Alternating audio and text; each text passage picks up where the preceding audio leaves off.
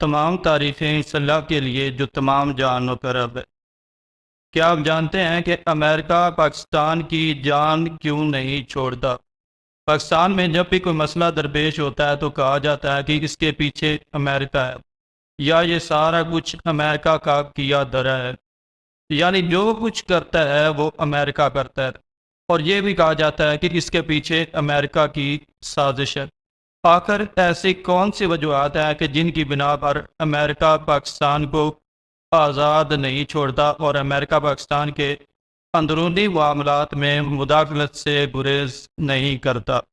ایک امریکن مصنف ڈینیل مارکے اپنی کتاب نو ایگزٹ فرام پاکستان میں لکھتا ہے کہ ہم پاکستان کو کبھی بھی آزاد نہیں چھوڑیں گے اور کبھی بھی پاکستان سے پیچھے نہیں ہٹیں گے۔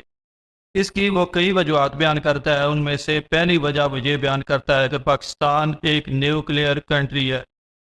پاکستان کے پاس ایٹمی اثاثے ہونے کی وجہ سے پاکستان پر نظر رکھنا بہت ضروری ہے، اس لیے پاکستان کے اندر امریکہ کا رہنا ضروری ہے۔ یہ تو پہلی وجہ تھی۔ دوسری وجہ وہ یہ بیان کرتا ہے کہ پاکستان کے چین کے ساتھ بہترین تعلقات ہیں۔ گویا چین پر نظر رکھنے کے لیے اور پاکستان پر نظر رکھنے کے لیے ہمیں پاکستان سے تعلقات بنائے رکھنا ہوگا اور پاکستان کو آزاد نہیں رہنے دیا جائے گا۔ ڈینیل مارکے اپنی کتاب نو ایگزٹ فرام پاکستان میں پاکستان کو آزاد نہ چھوڑنے کی تیسری وجہ یہ لکھتا ہے کہ پاکستان کی فوج بہادر اور ایک نڈر فوج ہے، اور یہ ایک طاقتور فوج ہے، اور یہ دنیا کی کسی بھی آرمی کو شکست دینے کی صلاحیت رکھتی ہے۔ اتنی بہادر اور نڈر فوج پر نظر رکھنے کے لیے ہم پاکستان کو آزاد نہیں چھوڑ سکتے اور ہمارا پاکستان کے اندر رہنا ضروری ہے۔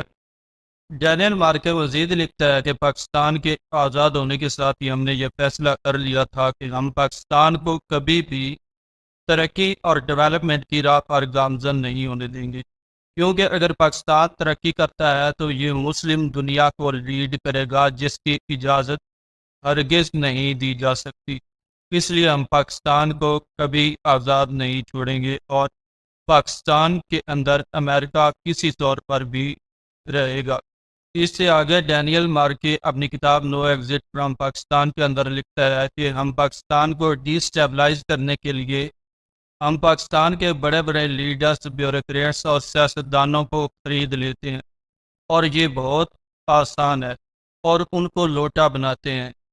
ان کو خرید کر ان کے ضمیر خریدے جاتے ہیں۔ وہ لکھتا ہے کہ پاکستان کے لیڈرز بہت چھوٹی قیمت پر خود کو بیچ دیتے ہیں۔ وہ ایک امریکن ویزے یا ان کے بچوں کو اگر امریکہ کے اندر ایجوکیشن کے لیے اسکالرشپ دیا جائے تو وہ خود کو بیچ دیتے ہیں اور ہماری بات مانتے ہیں۔ اس طرح ہم پاکستان کو ڈی اسٹیبلائز رکھتے ہیں اور ترقی کی راہ پر گامزن نہیں ہونے دیتے۔ یہ وہ وجوہات ہیں جن کی بنا پر امریکہ پاکستان کو آزاد چھوڑنے کے لیے تیار نہیں، جن کا ذکر ڈینیل مارکے نے اپنی کتاب نو ایگزٹ فرام پاکستان میں کیا ہے۔ اور سوال یہ پیدا ہوتا ہے کہ کیا ہم آزاد ہیں؟ کیا 14 اگست 1947 کو ہم آزاد ہو گئے تھے یا پھر دوبارہ سے امریکہ کی غلامی میں دے دیے گئے تھے؟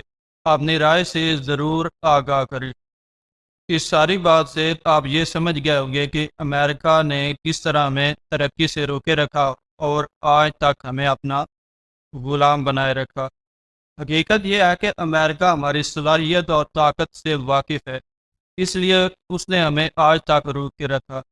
ہمیں چاہیے کہ ہم اپنی طاقت اور صلاحیت کو سمجھیں اور پاکستان کے وسائل کو اپنی عوام کے مفاد کے لیے استعمال کریں اور پاکستان کو ترقی کی راہ پر گامزن کریں۔ ہمیں دیجیے اجازت، ملتے ہیں اگلے ویڈیو میں۔